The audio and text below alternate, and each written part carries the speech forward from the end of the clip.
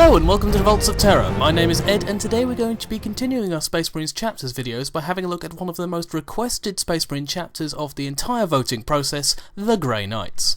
Now, the Grey Knights are actually a rather special Space Marine chapter, and so will require a little bit more explanation in comparison to some of the other chapters that I've talked about. Now, the Grey Knights are one of the more specialist chapters that you're likely to come across in the Warhammer 40,000 universe. Now, not only are they a Space Marine chapter, but they are also a chamber militant group for the Ordo Malleus, which is one of the divisions of the Inquisition. Now, I won't go into the Ordo Malleus in too much detail in this video, as they are going to get their own video at a later date. However, I will let you know that the Ordo Malleus's remit is fighting demons, and that is the speciality of the Grey Knights. Now, a little bit more about them. Now, many people ask me, who is the Primarch of the Grey Knights? Now, the answer is a little bit difficult to give, as there's no specific origin for their gene seed. However, the Primarch of the Grey Knights is thought to actually be the Emperor himself, deriving some of his genetic material into fresh gene seed for the recruits when the Grey Knights were first founded. Now, I'll go into that in a little more detail later on, but that is what I thought you might want to know at the start of the video. Now, they're actually part of the second founding, so they weren't part of an original legion. However, some of their founding members were actually part of the original legions, and we'll talk more about them in the Horus Heresy videos. However, there will be a little bit mentioned later on in this video. Now, their chapter master is actually Supreme Grandmaster Kaldor Drago, or Dragio, depending on how you want to pronounce it. And they hail from their homeworld, which is Titan, which for anyone here who isn't an astrology buff is actually one of the moons of Saturn in our own solar system, so are probably one of the few Space Marine chapters to have their homeworld so close to Terra itself. Now, very few people know this, but the Exorcists are one of the descendant chapters of the Grey Knights, and again, if you want to hear more about them, you'll have to vote below for a video on them, but from what we know, they are one of the only subsequent founding chapters from the Grey Knights themselves. Now, their armour colour is steel grey, as you may see from the pictures I'm showing, and it is of quite an interesting colour scheme because although it is grey itself, they have a lot of ornamentation which comes in colours of brass and gold. And I would just like to cover the fact that their battle cry is "We are the Hammer," probably one of the most direct battle cries of any of the Space Marine chapters. And it actually comes from a litany they recite before they go into battle, which is, "I am the hammer, I am the right hand of the Emperor, the instrument of his will, the gauntlet about his fist, the tip of his spear, and the edge of his sword." Now, in this video, I'm just going to give you a quick overview of the Grey Knights themselves and a bit of their history. We're going to go into a few more videos later on, which discuss a bit more of their tactics and their organisation, but I thought this video would just be good to introduce any of you who are not familiar with the Grey Knights to a bit of their principles and a little bit of what they do. Now, the Grey Knights are also known as the Chapter 666, which is a rather unlucky number in modern parlance, but in the Warhammer 40,000 universe, clearly it's a number that needs to be revered. Now, as I mentioned, although they are a chapter of the Space Marines, they are also seconded to the Ordo Malleus, which means they are actually one of the few Space Marine chapters who divide their loyalties between the chapter master and the Inquisition itself. Now, this has meant that since the chapter's founding, only Inquisitors and chapter masters of the Space Marines are actually allowed to know of the Grey Knights' existence in order to protect their identities and allow them to fight the secret war of the Inquisition free from prying eyes. This means that anyone who fights with a Grey Knight, either an Imperial Guard soldier or a Space Marine themselves, will usually have either their memory erased, or in the case of an Imperial Guard, will be executed entirely to keep the secret and allow the Grey Knights to continue operating without being detected.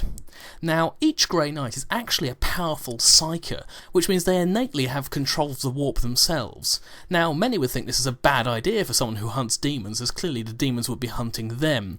However, they are taught from a very young age to channel their power into a group of protective wards known as the Aegis. Now, this Aegis makes them unpalatable to demons, thus less likely to be possessed, and making them immune to corruption and allowing them to wield dark magic without being tainted by the warp. Now, because of this means that the Grey Knights are one of the only chapters in the Imperium to boast the fact that none of their Space Marines have ever been corrupted by the warp. Unlike virtually every other chapter, there are dark annals of at least 1 or 2 Marines being corrupted by the forces they fight, not the Grey Knights.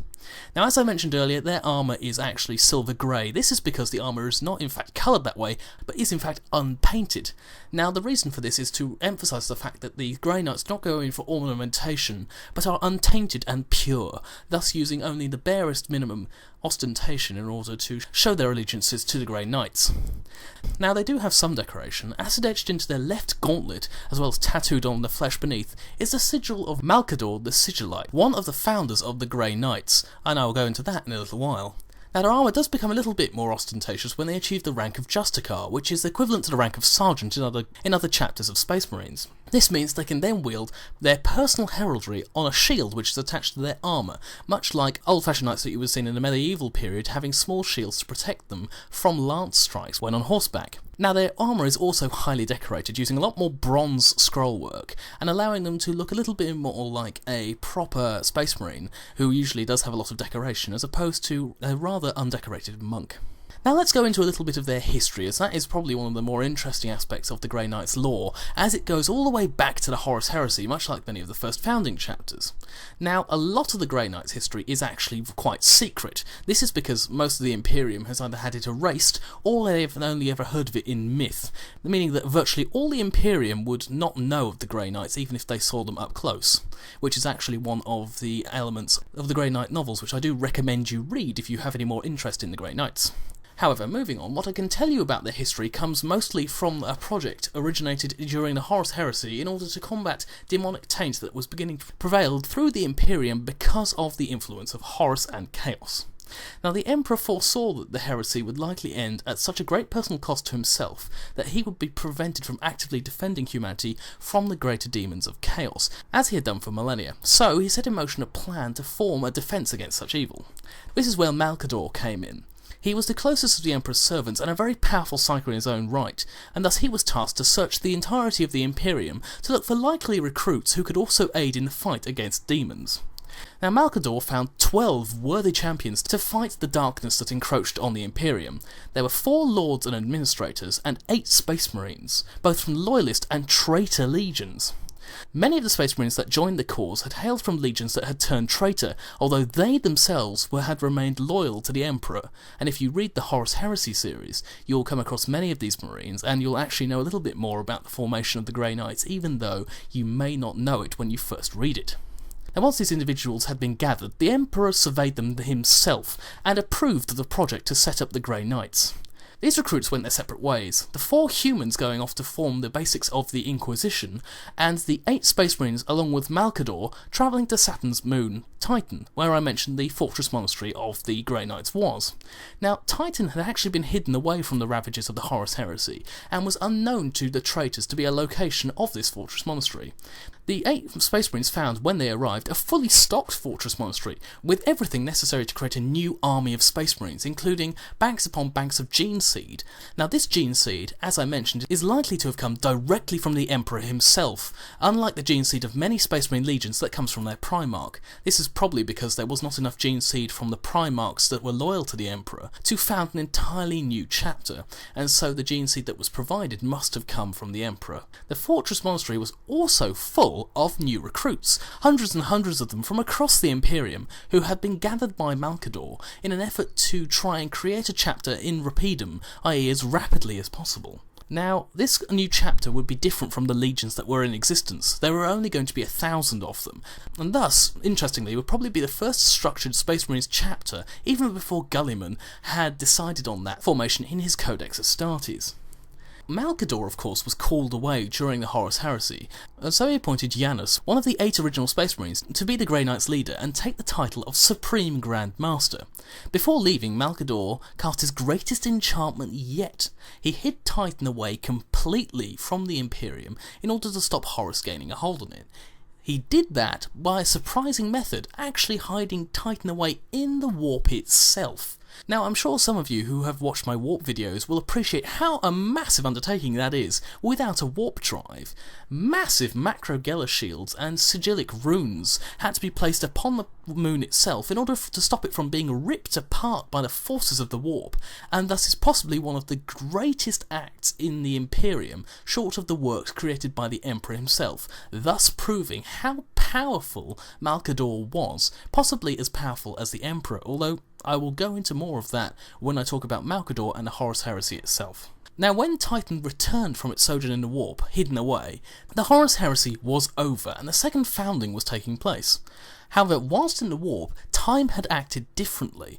Now, for the Space Marines on Titan, time had sped up. They, in the time that they had been in the warp, had actually managed to train a full chapter of 1,000 fully armed and prepared battle brothers, ready to go out into the Imperium to fight the demonic taint and defend the newly forged Imperium from the forces that now knocked on its door, remnants of the Horus Heresy itself. Now, the Grey Knights are in fact listed in the Legions of the Second Founding, although very few would be able to see them if they looked for it. And the chapter number, the 666th, is in fact a little bit of an oddity, considering that from what we know, there are only roughly 400 chapters founded around this time. Now, we don't know exactly why 666 was chosen, although I do think it's probably an affectation from the Games Workshop crew, now in order to give it a little bit more of a unique element within the Warhammer 40,000 universe, and because they're probably all devil worshippers as well. Now, that's all I wanted to mention in relation to the Grey Knight history. So what's going to happen is we're going to have 2 more videos related to the Grey Knights, one on their organisation and another on their equipment. And once we've done that, we're going to be going on and talking a little bit more about new Space Marine chapters, so don't forget to put your votes in the comments below. I also look forward to any other comments relating to any other races you're looking for, any other specific videos on specific elements. Like I said, I will be covering every element of the Warhammer 40,000 universe as much as I can get into detail, so if you do have something you want to have a look at, do let me know and I will see what I can do.